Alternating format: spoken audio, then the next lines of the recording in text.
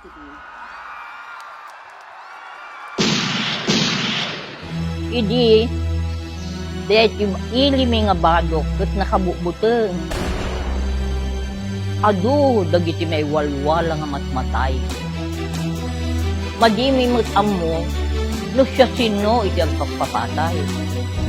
Ado iti krimen ng nangruna, iti pinagpipinatay. I witnessed the shooting incidents. 3 ang binaril. Agdindinamag ti Ilocos Norte, nga datayo iti killers.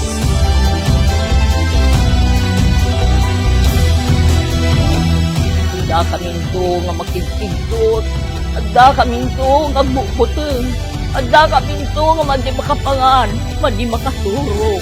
Nakabutbuteng iti mapaspasamak. Apo ka siya na kami. Ave Maria, pati grasya.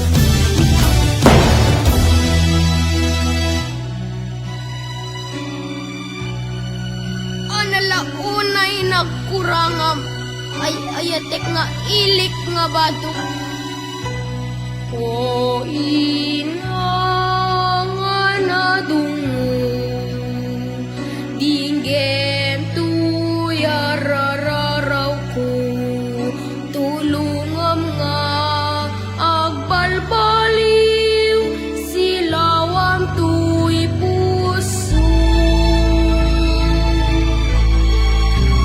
Kaasyam apu, kaasyam daytoy limi, inakam kat gurguraen. Nagnanayo. Napatid si Kararag. Kararag kailangan sa tikunan si Apo, anything you ask of me shall be given unto you.